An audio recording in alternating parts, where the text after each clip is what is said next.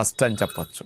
2 పుచ్చగింజల పప్పు, high protein పప్పు, 34% protein ఉంటుంది. కండపుష్టికి దారుఢ్యం కావాలంటే ఇది తినాలి. 3వది పొద్దుతిరుగుడు పప్పు, ఇందులో విటమిన్ ఈ రిచ్, ఇదే నెంబర్ 1 అని చెప్పొచ్చు. యవ్వనంగా ఉండటానికి ఇది బాగా ఉపయోగపడుతుంది.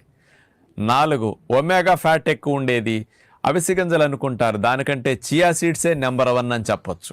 5వది నిద్రపుచ్చే హార్మోన్ మెలటోనిన్ తయారు చేసేది పిస్తా పప్పు, సహజంగా మెలటోనిన్ ఉన్న ఏకైక పప్పు ఇదే. 6వది బాదం పప్పు, జుట్టు బాగా రావాలంటే దీన్నే బాగా తినాలి. రకాల విత్తనాల్లో ఏ విత్తనం దేనికి సైంటిఫిక్ గా ఉన్నాయి అన్నమాట. ఈ వంకాయలో ఉండే గ్లైకో ఆల్కలాయిడ్స్ అనే కెమికల్స్ స్పెషల్గా ఏం చేస్తాయంటే క్యాన్సర్ కణాలు, అంటే రకరకాల అవయవాల క్యాన్సర్ కణాలు కొంచెం డిఫరెంట్ గా ఉంటాయి కదమ్మా. బాడీలో ఏ రకమైన క్యాన్సర్ కణం ఉన్నప్పటికీ ఆ క్యాన్సర్ కణానికి బ్లడ్ సప్లై కట్ చేస్తుంది అనమాట. రక్తనాళాల మార్పులు తీసుకొచ్చి పోషకాలు వెళ్లకుండా చేసేస్తుంది అనమాట.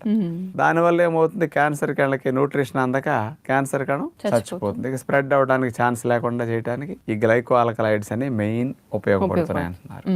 అలాగే మరొక కెమికల్ సోలసోడైన్ అనే గ్లైకోసైడ్ వంకాయలో స్పెషల్ గా ఉంటుంది అనమాట.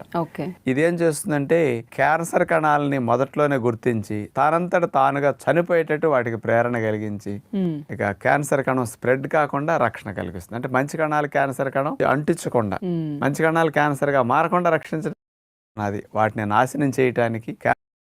రక్త ప్రసరణ మెరుగవుతుంది, ప్రకాశం తిరిగి వస్తుంది. జుట్టు ఎక్కువగా ఊడుతోందా? బయోటిన్, జింక్, ఐరన్ రూట్స్ ను బలపరచడంలో సహాయం చేస్తాయి. జుట్టు దట్టంగా పెరగడాన్ని మద్దతు ఇస్తాయి. చర్మం పొడిగా ఉందా? Omega 3, vitamin E